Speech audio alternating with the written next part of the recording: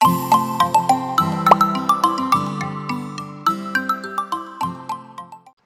एक बार हम थोड़ा सा रिवीजन इसका कर लेते हैं। चैप्टर का नाम है विलयन। क्या नाम है? दो या दो से अधिक पदार्थों के मिश्रण को, सामग्री मिश्रण को हम बोलते हैं विलयन। विलयन के हमने विभिन्न प्रकार देखे थे। ठोस विलयन होता है, द्रव विलयन होता है, गैसीय विलयन होता है। ठीक है, इसमें जो ज्यादा मात्रा में रहता है उसको हम बोलते हैं विलायक, कम मात्रा में रहता है उसको बोलते हैं विलेय। अब हमने किसी विलायक में कितना विलेय घोला है इसकी मात्रा को चेक करने के लिए हम सांद्रता पढ़ते हैं। क्या पढ़ते हैं? सांद्रता को व्यक्त करने की हमने बहुत सारी विधियां देखी थी। सबसे पहली हमने विधि देखी थी क्या? द्रव्यमान प्रतिशत या भार प्रतिशत। दूसरी विधि हमने देखी थी आयतन प्रतिशत, और तीसरी विधि हमने भार आयतन प्रतिशत। फिर हमने देखा था मोलरता, फिर हमने देखा था मोललता, और उसके बाद मोल प्रभाज, और फिर हमने देखा नॉर्मलता। ठीक है, हेडिंग डाल दो फॉर्मलता, बोलते हैं फॉर्मेलिटी। अब वास्तव में ये फॉर्मेलिटी है क्या? हमने मोलरता पढ़ी थी। मोलरता क्या होती है? 1 लीटर विलयन में उपस्थित विलेय के मोलों की संख्या को मोलरता कहते हैं। क्या कहते हैं? फॉर्मलता क्या होती है? फॉर्मलता हम इसकी परिभाषा लिखेंगे, इसको दर्शाएंगे कैपिटल एफ से। तो यहां पर हम लिखेंगे क्या? विलेय के या विलेय का ग्राम सूत्र द्रव्यमान। कौन सा द्रव्यमान? या विलेय के ग्राम सूत्र द्रव्यमानों की संख्या, और बटे में आ जाएगा यहाँ पर विलयन का आयतन। किसका आयतन? विलयन का आयतन किस में लेंगे हम लोग? लीटर में। किस में लेंगे? हम इसको ऐसे बोल सकते हैं कि विलयन के 1 लीटर या 1 लीटर विलयन में उपस्थित विलेय के ग्राम शुद्ध द्रव्यमानों की संख्या को फॉर्मलता कहते हैं। तो पहले इसकी परिभाषा लिखो। 1 लीटर विलयन में उपस्थित विलेय के ग्राम शुद्ध द्रव्यमानों की संख्या को फॉर्मलता कहते हैं। इसे कैपिटल एफ द्वारा दर्शाया जाता है। कैपिटल एफ बराबर विलेय के ग्राम शुद्ध द्रव्यमानों की संख्या बटे विलयन का आयतन, और आयतन भी किसमें? लीटर में। ग्राम शुद्ध द्रव्यमान की संख्या का सूत्र होता है द्रव्यमान बटे ग्राम शुद्ध द्रव्यमान। क्या होगा? तो विलेय का द्रव्यमान लिख देंगे हम इसमें, और नीचे क्या आ जाएगा? विलेय का ग्राम सूत्र द्रव्यमान इनटू आ जाएगा विलयन का आयतन। लीटर में आएगा। किस में आएगा? लीटर में नहीं दिया गया तो किस में दिया गया होगा? मिलीलीटर में। तो आपको 1000 का भाग देना पड़ेगा। वो 1000 कहां पर आ जाएगा? ऊपर। ठीक है, तो इसका ये सूत्र बन जाएगा। ठीक, यदि इसकी हम इकाई देखें तो इकाई ऊपर क्या लिखा है? ग्राम सूत्र द्रव्यमान। तो ऊपर तो आ जाएगा ग्राम सूत्र द्रव्यमान, नीचे क्या आ जाएगा? प्रति लीटर। आज तक ना पूछी गई है ना पूछी जाएगी। नोट में लिखना वैद्युत अपघट पदार्थों, इन्हीं को बोलते हैं आयनिक पदार्थ या मूलकों के आणविक द्रव्यमान को सूत्र भार के रूप में उपयोग किया जाता है। चलो एक न्यूमेरिकल लिख लो जल्दी से। 5.85 ग्राम सोडियम क्लोराइड 200 मिलीलीटर विलयन में घोला है। विलयन की फॉर्मलता ज्ञात कीजिए। फॉर्मलता का सूत्र होता है द्रव्यमान बटे सूत्र भार, या इसको फॉर्मूला मास कहते हैं। क्या कहते हैं? इनटू में क्या आ जाएगा? 1000, और इनटू आ जाएगा विलयन का आयतन। आयतन मिलीलीटर में लेना पड़ेगा आपको, क्योंकि ऊपर कितने गुणा कर दिया है? 1000 का। द्रव्यमान आपको दिया गया 5.85 ग्राम। 1000 का हमने क्या कर दिया? गुणा कर दिया। आयतन आपको कितना दिया गया है? 200 मिलीलीटर, है ना? अच्छा, सूत्र द्रव्यमान आपको निकालना पड़ेगा। क्या निकालना पड़ेगा? सूत्र द्रव्यमान किसका? NaCl का। NaCl का सूत्र द्रव्यमान कैसे निकालेंगे हम लोग? तो जैसे NaCl का हम आणविक सूत्र निकालते हैं, वैसे सोडियम का कितना होता था? 23, क्लोरीन का 35.5 तो आया 58.5। ठीक है, हाँ बिल्कुल लिखेंगे, सीधे सीधे कट जाएंगे तो यहाँ पर आ जाएगा 58.5। तो देखो 2 जीरो से 2 जीरो कट जाएंगे और दशमलव हटाएंगे तो 1 जीरो ऊपर, दशमलव हटाएंगे तो 2 जीरो नीचे, ये पूरा कट जाएगा। 1 जीरो से 1 जीरो तो 1 बटे कितना आ रहा है 2। जैसे हम द्रव्यमान निकालते हैं, आणविक द्रव्यमान, वैसे हमने क्या निकाल दिया, सूत्र बाहर निकाल दिया। लेकिन अंतर यह है कि सभी यौगिकों के लिए तो हम आणविक द्रव्यमान का इस्तेमाल करते हैं, लेकिन आयनिक यौगिकों के लिए हम लोग सूत्र बाहर का इस्तेमाल करते हैं। समझ में नहीं आया दोबारा पूछो, दोबारा में समझ में नहीं आया तीसरी बार पूछो, तीसरी बार समझ में आया तो चौथी बार पूछो, और चौथी बार भी समझ में नहीं आए तो मैं समझ जाऊंगा कि अब तो मैं आ भी नहीं सकता बेटे। नेक्स्ट हेडिंग डाल दो पीपीएम, या इसको बोलते हैं पार्ट्स पर मिलियन। हम लोग सांद्रता को दर्शाने वाली विधि का सूत्र लिख चुके थे। क्या सांद्रता बराबर होता है विलेय की मात्रा बटे विलयन की मात्रा। विलायक केवल हमने एक में लिया था, किसमें, मोललता में। ठीक है, यदि परसेंटेज लगा हो, क्या लगा हो यहाँ पर, भार प्रतिशत, तो हम 100 का गुणा कर देते थे। ठीक है, लेकिन यहाँ पर क्या लगा है, पर मिलियन। क्या लगा है, मिलियन। तो यहाँ पर कितने का गुणा करना पड़ेगा, मिलियन का। 1 मिलियन में होते हैं कितने, 10 लाख। कितने होते हैं, या फिर हम बोल सकते हैं 10 की घात 6। कितना बोल सकते हैं, ठीक है। तो यदि आपको 10 की घात 6 का गुणा करना पड़े तो इसका मतलब क्या है, पर मिलियन। परसेंटेज, सेंटेज का मतलब होता है 100, तो हम कितने का गुणा करते हैं, 100 का गुणा करते हैं। ठीक है, लेकिन इसका नाम क्या है, पर मिलियन, तो कितने गुणा करेंगे, तो पीपीएम बराबर हो जाएगा क्या, विलेय की मात्रा बटे विलयन की मात्रा इंटू 10 की घात 6। अच्छा, विलेय की मात्रा और विलयन की मात्रा को हम कैसे मापेंगे, तो विलयन की मात्रा और विलेय की मात्रा को हम द्रव्यमान में मापते हैं। किसमें, तो यहाँ भी हम इसका द्रव्यमान लेंगे। क्या लेंगे, द्रव्यमान, और विलयन का भी क्या लेंगे, दाओ द्रव्यमान। यदि हमसे पेपर में या प्रश्न में कुछ कहा ना जाए तो हमेशा में क्या लेना है, द्रव्यमान।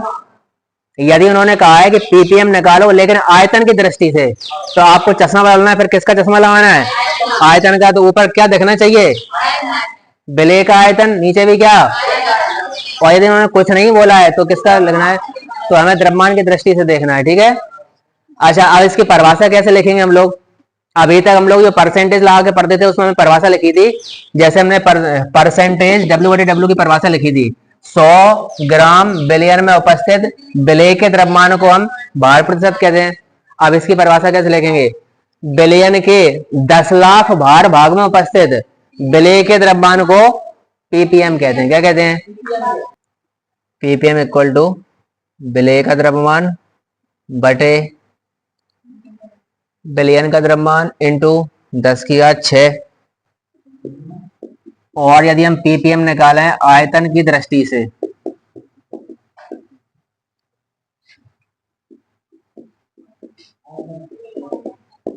तो यह सूत्र बन जाएगा विलेय का आयतन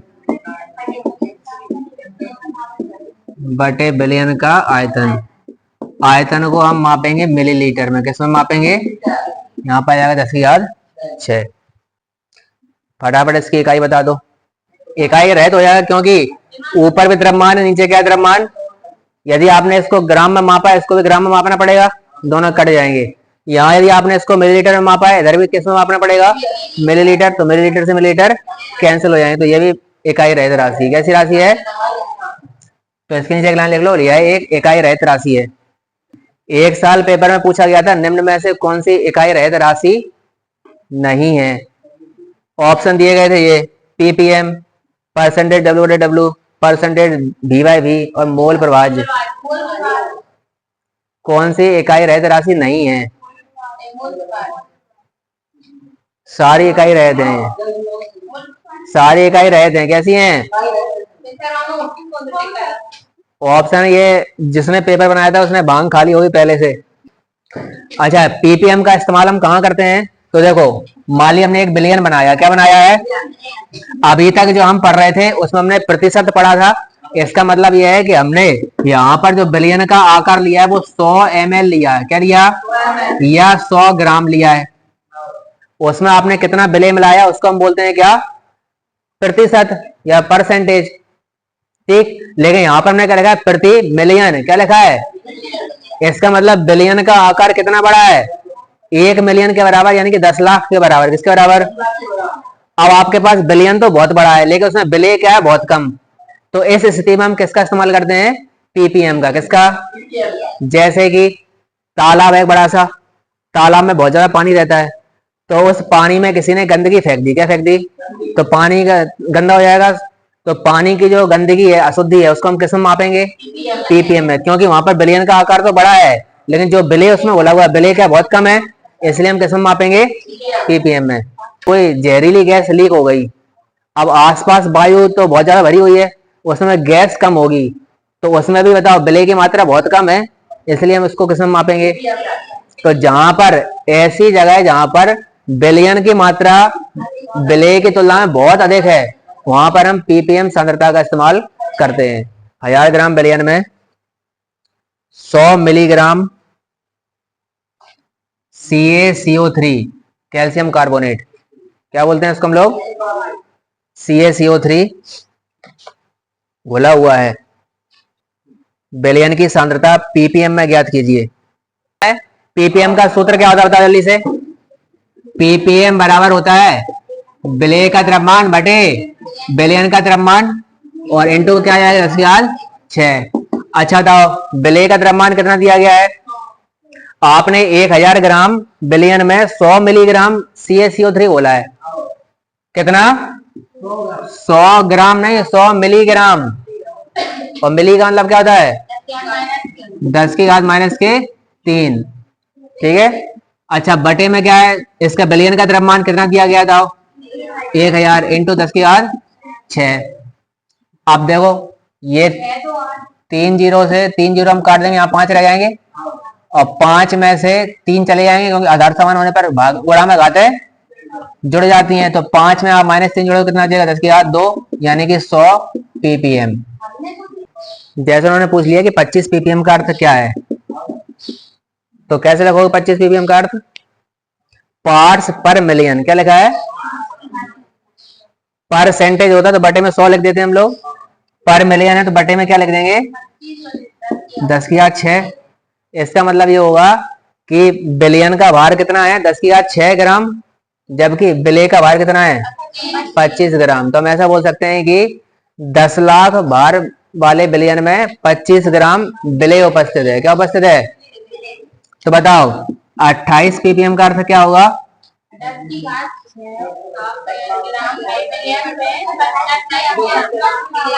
10⁻6 बिलियन में या ग्राम बिलियन में 28 ग्राम विलेय उपस्थित है। अच्छा बताओ यदि लिखा है 28% W/W, इसका मतलब क्या होगा,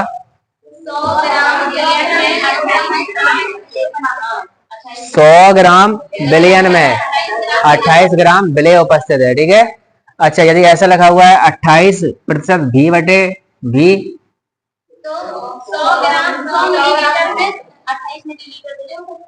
100 मिलीलीटर बिलियन में 28 मिलीलीटर विलेय उपस्थित है। ठीक है, सबके मतलब समझ में आ गए।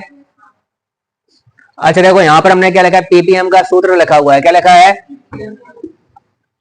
पीपीएम बराबर बताओ क्या लिखा है, W/W इंटू 10⁻6। अरे 10⁻6 को हम ऐसे भी तो लिख सकते हैं 100 इंटू 10⁻4। ठीक है, तो बताओ यह है बिलियन का विलेय का द्रव्यमान बटे बिलियन का द्रव्यमान इंटू 100। इसको हम क्या लिख सकते हैं, परसेंटेज W/W। तो हम ऐसा भी तो लिख सकते हैं पीपीएम बराबर कितना हो जाएगा, परसेंटेज W/W इंटू 10⁻4। तो हमने कितनी सारी हमने इकाइयां पढ़ी हैं, ध्यान से देखना। हमने सांद्रता को व्यक्त करने की बहुत सारी इकाइयां पढ़ ली हैं, अभी लगभग हमने 9 पढ़ ली हैं। कितनी, इन इकाइयों को हम 2 भागों में बांट देते हैं। कितने भाग में, एक को बोलते हैं हम लोग ग्रुप ए, क्या कहेंगे, एक को हम कहेंगे ग्रुप बी। अच्छा ग्रुप ए में जैसे सबसे पहले आती है कौन सी, परसेंटेज V/V। यहां पर हम लिखेंगे परसेंटेज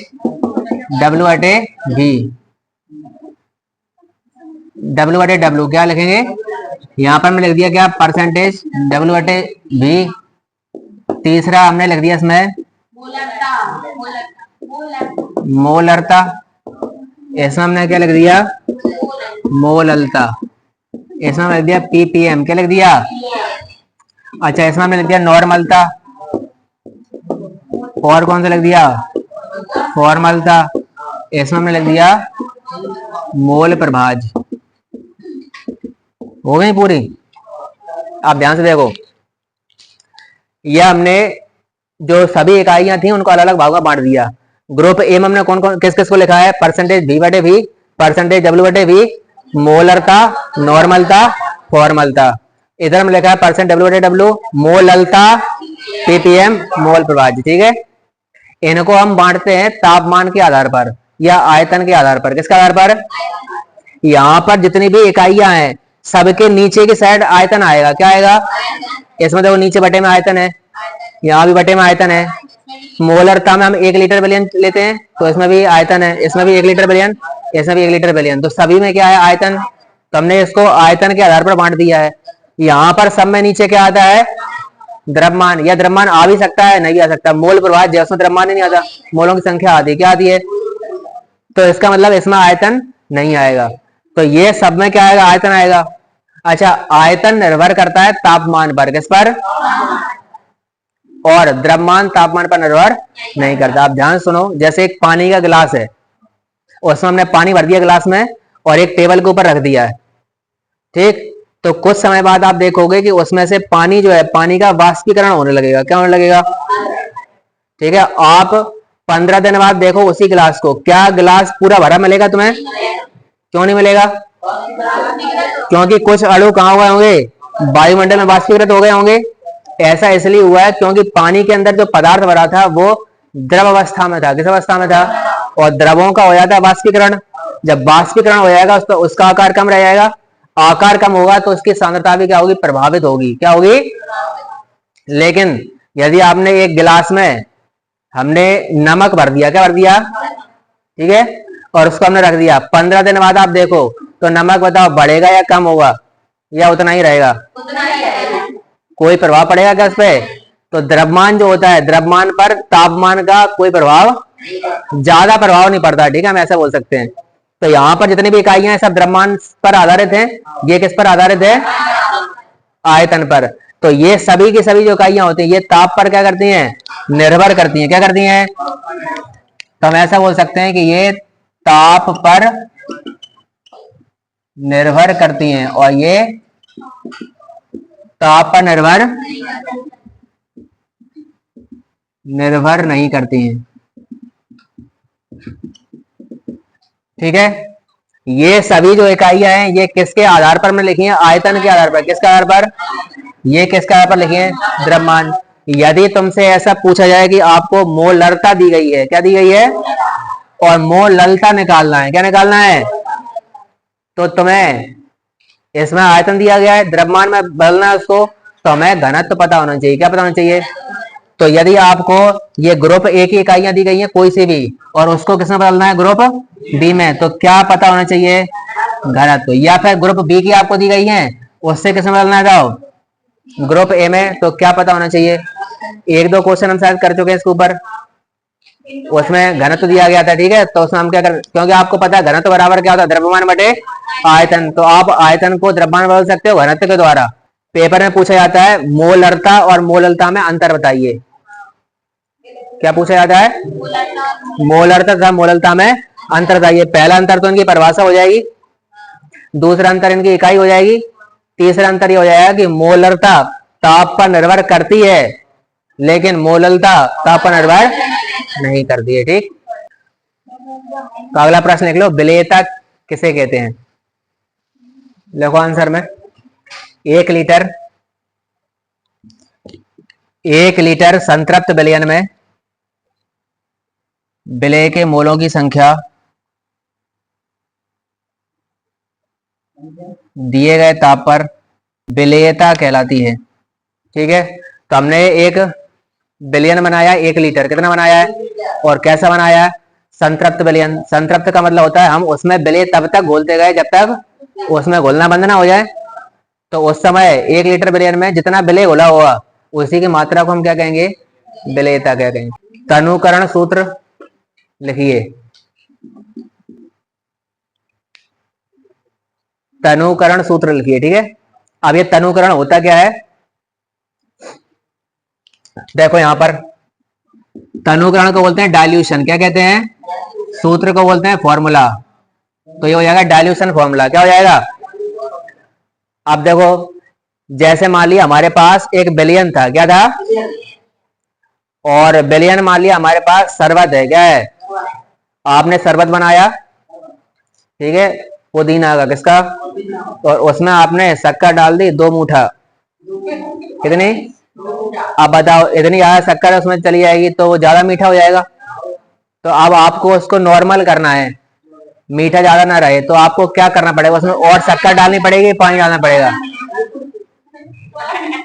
क्या करना पड़ेगा, पानी डालना पड़ेगा, ठीक है। या फिर हम ऐसा बोल सकते हैं, मान लिया आप सब्जी बना रहे हो, सब्जी में नमक ज्यादा हो गया, तो क्या आपको उसमें और नमक डालना पड़ेगा, कि उसकी मात्रा बढ़ानी पड़ेगी, ठीक है। तो जब भी हम तनुकरण करते हैं, क्या करते हैं, तनुकरण में हमेशा बिलियन में विलायक की मात्रा बढ़ाई जाती है, किसकी बढ़ाई जाती है, ना कि विलेय की, ठीक है। विलेय की मात्रा उसमें उतनी ही रहती इतनी पहले थी। आपने शरबत में शक्कर मिलाई थी तो शक्कर बाद में भी उतनी रहेगी इतनी पहले थी, बस आपने क्या कर दिया, पानी का लेवल उसमें बढ़ा दिया है। और देखो सांद्रता को हम व्यक्त किसमें करते हैं, हमेशा स्टैंडर्ड इकाई है मोलरता, क्या है। तो देखो जब भी आप तनुकरण करोगे तो उसमें विलेय के मोल, विलेय के मोल तो हमेशा क्या रहेंगे, स्थिर या स्थिरांक बोल सकते हैं इसको, क्योंकि देखो पानी में पहले शक्कर जो मिली हुई थी, शक्कर तो पहले भी उतनी थी अभी भी उतनी है, तो विलेय के मोल में कोई परिवर्तन हुआ क्या, लेकिन विलयन के आयतन में क्या हो गया, परिवर्तन, प्रारंभ में, कब, प्रारंभ में देखो क्या हुआ, जो मोलरता होगी इसकी सांद्रता होगी उसको हम क्या दर्शाएंगे, n बटे v1, मतलब उसमें मोलों की संख्या कितनी थी, n थी, आयतन हमने कितना मान लिया, v1 मान लिया है, ठीक। अब आपने थोड़ा सा उसमें पानी मिला दिया, तो पानी मिलाने से या अंतिम सांद्रता कितनी हो जाएगी, बताओ, m2, तो मोल इसमें n का मान बदलेगा क्या, तो n तो n रहेगा, लेकिन आयतन का मान बदल जाएगा, कितना हो जाएगा, v2 हो जाएगा, कितना हो जाएगा। यहां से हम लिख सकते हैं क्या, n बराबर m1 v1, यहां से हम क्या लिख सकते हैं, n बराबर m2 v2, ये भी n का मान है, ये भी किसका मान है, तो इसको बोल देते हैं समीकरण नंबर 1, समीकरण नंबर 2।